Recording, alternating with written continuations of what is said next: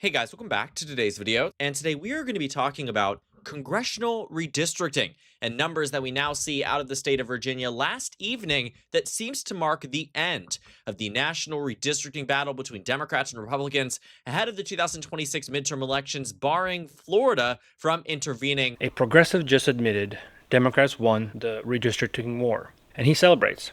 But what he's describing is a disaster. Republicans built a plan, mid-decade redraw in Texas, Missouri, North Carolina, Ohio. They wanted to pad their majority. Which now seems that Democrats have been largely successful in combating the Republican gerrymanders across the country, not to mention, seems that they have come out on top. When this whole debacle began back in summer of 2025, it was a very different day and age, not just for redistricting, but really across the country. Donald Trump was much popular than he is today at the time at which all of these ideas had been floated across the country. We saw that one of Donald Trump's closest advisors and also one of the key Republicans running their midterm election efforts, something that I will 100% be in touch about talking about either later today or tomorrow, and why I think that is something that really explains a lot of the lagging and lacking political instincts we're seeing from the National Republican Party. But getting back to this point about where things were. When redistricting came about, Donald Trump was approached by a senior advisor to the Republican Party around April, May, and June. And meetings had been happening, conversations had been started, and all of these ideas and the seeds had been planted that Republicans would go about a mid-decade redraw spree all across the country to help them ahead of 2026. They went to states like Texas first. They said, will you give me 5 seats? The Republican legislature said, hell yeah. They went to Missouri next. They said, will you give me 1 more seat? The legislature said yes. They went to North Carolina. They said, will you give me 1 more seat? They said yes. They went to Ohio. Will you give me 2 more seats? The Republicans said yes. They built up this plan that was meant to take the House majority, the slim one that Republicans had had, the narrowest House majority we've seen in 50 years plus, in 2024, when Republicans won by 5 seats, and they tried to build up padding to visually show you, I can just literally show you what the map would have looked like if that was successful. Republicans got 1 seat out of North Carolina, they got an additional 1 out of Missouri, and of course, they gave themselves 5 more seats all across Texas in an effort to put them at 208 seats. They gave themselves 2 more seats in Ohio, which right now I actually question. I think Democrats are probably going to hold all of their seats, but that's a conversation for a little bit later into this video. But the point is that with Ohio, Missouri, North Carolina, and Texas alone, Republicans would have ended up at 229 seats to Democrats at 206. And the calculus point had been from the perspective of the Republicans that Democrats aren't going to fight back. They're too scared. Why would they go back against the president? They're the ones who, when they go low, we go high. That's the mantra of the left. And Republicans weren't just willing to go low, they were willing to go to hell to change some of these districts. And when Democrats decided that enough was enough, that finally they were going to stand up, that they were going to go ahead and fight back against the president of the United States and clear power grabs across the country, they decided to react accordingly. Gave themselves 5 more seats out of states like California. This is the tell. Democrats fought back, but he's admitting they gerrymandered too. California, 5 seats. That's not fair. That's power grabbing. They petitioned for an additional seat in Utah and got it. And last evening, they ended up flipping 4 seats in the state of Virginia that on the net, Democrats are actually ahead. When you think about how all of this came to be, the Republicans believed honestly that there was not going to be recourse for any of their changes to the maps. And to be quite honest with you, it is something that they have actually done before. Believe it or not, Democrats used to control the state legislature in the state of Texas. In the year 2000, Al Gore lost the state of Texas by 20 points, but Democrats maintained the majority in the state delegation. By the time you reached the 2002 midterms, Republicans were so angry because they couldn't crack that Democratic majority because Democrats had built up such an advantage in the state that the congressional district still reflected a day and age that wasn't exactly reflected in the popular vote in Texas. Now, that isn't to say the Democrats were right in gerrymandering Texas at the time. Gerrymandering, no matter which side does it, has its own problems. But what happened here in 2002 was that Republicans ended up actually winning governing control, not just in the governor's mansion, but also in the state house and the state senate. And so what they did in time for 2004 was drastically redraw the map.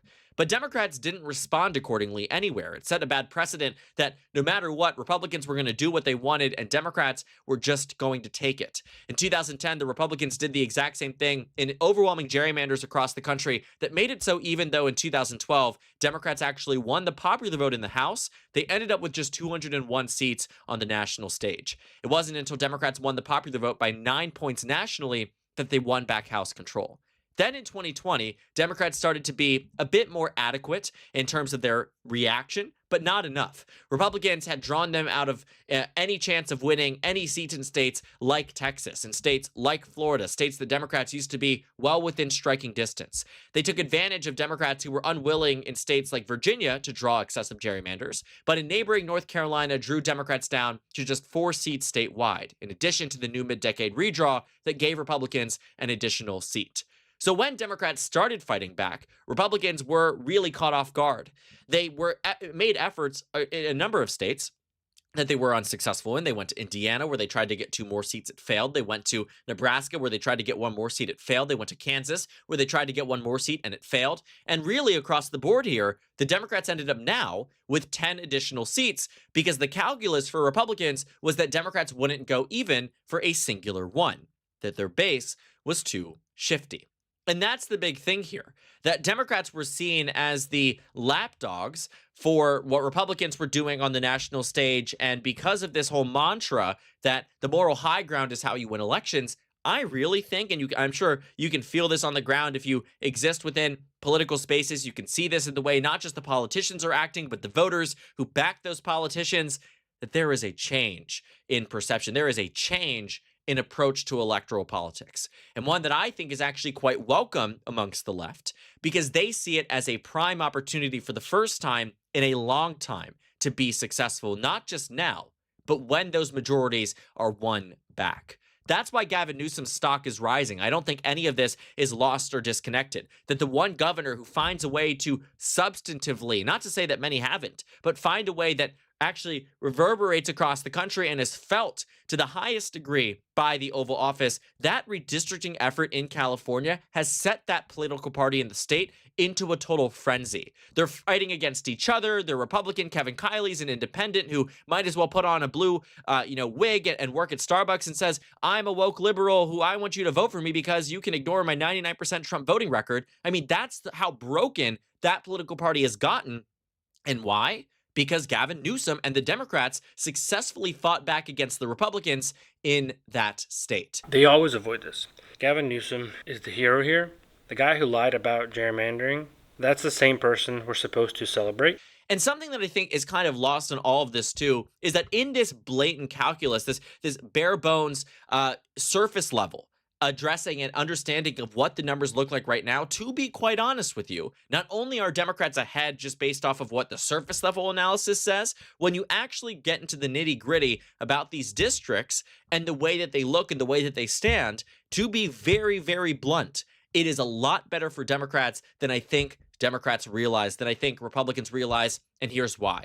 I do think Democrats are cooked in Missouri, and I do think they're cooked in about 3 of the 5 districts in Texas. But the 2 districts that Republicans targeted in that state are Texas 28 and Texas 34. They turned Texas 28 into about a 4% more Republican district. Well, Henry Cuellar, the Democrat, who Donald Trump pardoned, by the way, because he got completely bamboozled by his family, and Donald Trump, as mad as ever, thought he was going to switch political parties and run as a Republican. Obviously did not happen, but Henry Cuellar won this race by 6. They shifted it 4 points to the right. If I was being honest, and I'm going to be, if I was looking at that, what a complete mess up, right?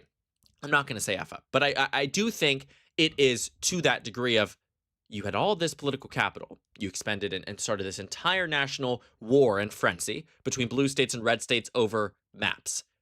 And you can't even make that district red? It's laughable. It's laughable. And then over here in Texas 34, they made it 4% more Republican as well.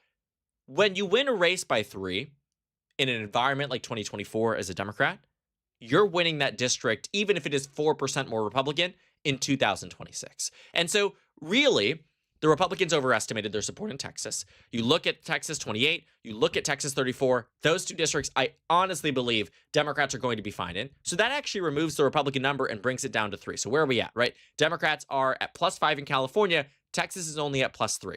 So Missouri and Texas combined give Republicans 4. But then we say Ohio. But here's the actual thing about Ohio. Let's actually jump over there. I want you to take a look at the district here and see what they did. Ohio's 9th district, Marcy Kaptur won by 1 in 2024. The new numbers take it from being Trump plus, 7 points, and make it Trump plus 11. 4% more Republican when the national environment is probably swinging 12 points to the left. Marcy Kaptur is going to win that district. Greg Landsman, a district that was touched by the GOP. You look at the district, it's Trump plus 3. What was it? Harris plus 7. Trump plus 3. He won this district by 9. You've shifted it. Have you shifted it enough for a Democratic wave here? That answer is no. Democrats have a significantly high chance at maintaining every single district in Ohio, meaning that the +2 here is +0. So Missouri's +1, Ohio's +0, Texas is +3. Oh, brother, what's happening in North Carolina? Best believe the Democrats are slated to do well in that 1st district as well. An egregious change, one that goes from being Trump +3 to Trump plus 11. Yes, a swing here in the district of roughly 8 points. We saw Don Davis win here by 2. But if the national environment brings Democrats to the finish line by any margin similar to that of 2018, Democrats hold on to the 1st district, meaning that the gerrymander was not successful in drawing out the Democrat in this race, who is full steam ahead in this November election. So let's revisit. North Carolina +0, Ohio +0, Missouri +1, and Texas +3. Utah, Dems will hold that one for sure. That one is a guarantee. California, Democrats will hold these 5 for sure. That is a guarantee. And in Virginia, the only real hesitancy is maybe the 2nd district. But overall, on odds to call the favorite, a 10-1 advantage for the Democrats in Virginia. 4 seats there, 1 seat in Utah, 5 seats in California. So what happens on the net? Take a look. Democrats get 5, 1, and 4. That brings them to 10. You take a look, Texas, Missouri, Ohio, North Carolina. When you take a look at that and you see what the actual number ends up being, Republicans have actually only gained 4 guaranteed seats.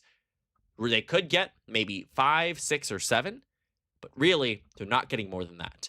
So while Democrats might seem to be only ahead by 1 on the right now CNN tracker, believe me when I say it is far more lopsided than that.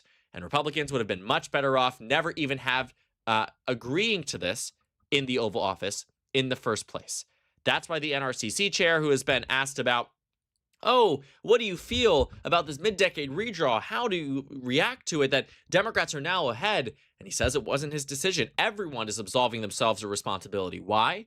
Because it's backfiring to a significantly high degree. This isn't just simple, petty, and partisan politics that both parties are going to try to spin the outcome of last night's results. It's clear when you end up with less House seats than what you believed you were going to be. Notice what's missing.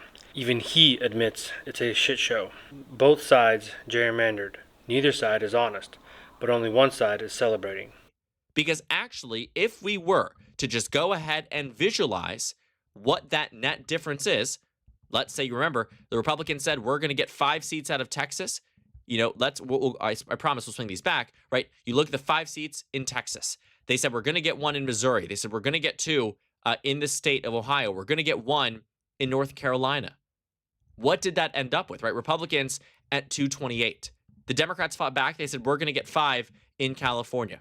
They said we're going to get 1 in Utah. They said we're going to get 4 in the state of Virginia. I think I'm off by 1 seat here on the left. Let me go ahead and switch one of those districts. Democrats still end up with 216. But based off overperformances that we've been seeing all across states, that is even making Florida Republicans worried about their mid-decade redraw. You end up with Democrats getting back their districts in Ohio, back a district in North Carolina, and back 2 districts in the state of Texas. That on the net, the redistricting battle has now ended up with Democrats, if it had taken place a year and a half ago, in the House majority by a larger majority than what the Republicans are at right now. Crazy to think about, 100% true.